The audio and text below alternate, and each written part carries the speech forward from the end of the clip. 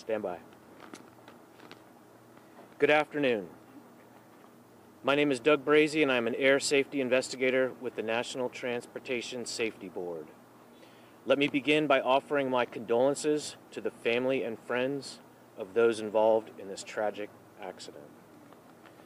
Next, I'd like to personally thank the Virginia State Troopers, the Williamsburg Fire Department, and the Williamsburg Police Department for their exemplary work in responding to the scene and coordination of all activities. The NTSB is here to investigate the facts and circumstances of this accident. Our purpose is to ultimately determine the cause and to prevent similar accidents from occurring in the future. We will be looking at three focused areas: the helicopter, pilot, and the environmental circumstances.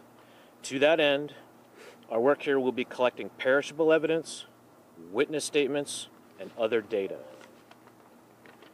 I have a team of 6 investigators working with me from the Federal Aviation Administration, the helicopter manufacturer, the engine manufacturer, along with another NTSB investigator. We have just begun our work today, so I don't have too many details yet. Some information I do have for you. The helicopter is a Robinson Helicopter Incorporated Model R44. Its registration is N like November, 616H like Hotel, S like Sierra, N616HS. It has 4 seats, 1 engine, 1 245 horsepower engine. It departed the Williamsburg-Jamestown Airport around 4:30 p.m. yesterday. The pilot was the only person on board. We don't know the destination of the flight yet. The helicopter crashed into a 10-unit apartment building about 1 mile from the airport. 1 person inside that building was killed. There were no reports of other injuries on the ground.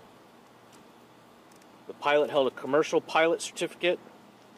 Pilot who we believe was on board, we have not confirmed his identity yet. Pilot who we believe is on board held a commercial pilot certificate with ratings for airplane single-engine land, airplane multi-engine land, instrument airplane, and rotorcraft helicopter. I'd like to ask that any witnesses to this event that have not already spoken to the NTSB or the Virginia State Police, please contact the NTSB through the following 2 contact points: witness@ntsb.gov or 202-314-6290. We expect to release a preliminary report summarizing the facts gathered thus far in 10 to 14 days. That will be a factual report. It will not contain the cause of the accident. Investigations typically run for about 18 months, start to finish. I have a few minutes for your questions. What can you tell us about the debris that has been gathered so far that is out on the lawn? That you won't release any information about the pilot or his identity, but what can you tell us about the debris that you've been able to gather so far? And what does it tell you about the crash? The debris that's been laid out so far out in the yard was gathered by the fire department during the their response early on to the fire. They contain what they thought may be helicopter parts. Some of them are, and some of them are not. We have not examined those parts yet. Can you talk a little bit about your process for examining the wreckage here? Just walk us through, because we're all laymen, you're the expert, what you guys are looking at in this building. What we're looking at here today is gathering things that we call perishable or things that might change over time. So that's going to be marks left by the helicopter on the ground or in the building, the condition of certain components, anything that can or might change as the helicopter is picked up and recovered and moved to a salvage facility.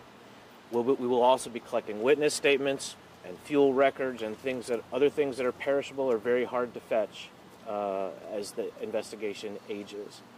From there, the next step is usually a follow-on examination in a more controlled environment at a salvage facility that the helicopter is recovered to, where we will typically lay out pieces near where they should have been pre-accident for further analysis. Do you have any evidence at this point that the helicopter may have been struggling before it got to this point or anything of that nature? We don't. We have started collecting a few witness statements that have mentioned interesting things about the engine sounding unusual or the engine sounding funny. We're not done reviewing all of those, and we don't know what those mean yet. You gave us a description of the helicopter. Are you able to tell us, was it a small, I guess, how big, the size of it, I guess? It's got 4 seats, 1 engine, and 2 rotor blades on top, and a tail rotor in the rear. I don't know how much it weighs, but 4 seats, it's about the size of a small car with a helicopter tail boom. Just by pointing to the complex here, can you show us roughly where the point of impact was? We don't yet know exactly where the helicopter impacted the complex. We do know where it ended up, which is halfway between the front and the back of the 2 faces that you see here. But we don't know where it entered yet. We hope to find that. There's a lot of that's been consumed by fire. Was the helicopter being used for commercial purposes or private, or is that done yet? We don't know. We suspect it's a private operation, but we've still got many records to look at. 2 more, and I gotta go. It's been said that the search for the pilot is still ongoing. Could you kind of explain what that means for us? Because from the outside, it just seems like, why is the search still ongoing? The search for the pilot of the helicopter, it's over. The pilot was recovered this morning. Okay. Can't tell you his name. Yeah. You went through this. All right, 2 more. You get 1, and then you. You went through the certificates, and I'm a layman, so I really don't know. But all of his certificates, was he properly certified, to the best of your knowledge? As far as we know, we've got a lot of things to look into, but of those ratings that I mentioned, those were appropriate to fly this helicopter. But we're not done. Last question, and I'll have 1 more thing to say before I leave. How long is it going to take for the forensics on that? I imagine it's going to take forensics. Autopsy reports? Not just that, but dental records, things along those lines. Isn't that what it's going to take to confirm the identity of the pilot? That's a good question for the medical examiner. I don't know. Full autopsy reports are usually on the order of 2 or 3 months. Identifications are much quicker. I think it depends on what they have to work with, but I'm not an expert. I'm sorry. Last thing, if you have other questions, please contact Peter Knudsen at the number that I left you before we started. I don't know if there will be another press conference tomorrow or not. I'm going to have to leave that open. I'm going to leave it with a maybe. Thank you very much for your patience. Was he in contact with the tower? Sorry, last question. All right.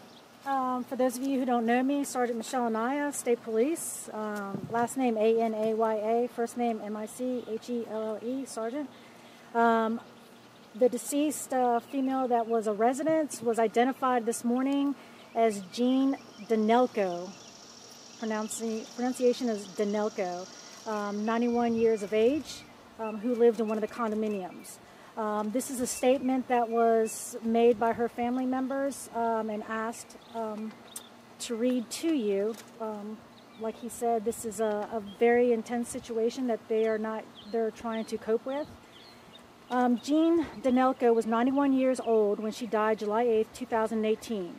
Born in 1926 in Norwalk, Connecticut, Jean was an avid reader and a world traveler. She worked as a secretary to the president of PBS, Bruce Christensen. Bruce and his family still send Christmas gifts to Jean every year after 20 years of retirement. Jean lived alone, very independently, and still drove and did weekly volunteer work at the Williamsburg Senior Center. She exercised regularly in a class at the Williamsburg Community Center, and she was a longtime member of St. Olaf Catholic Church.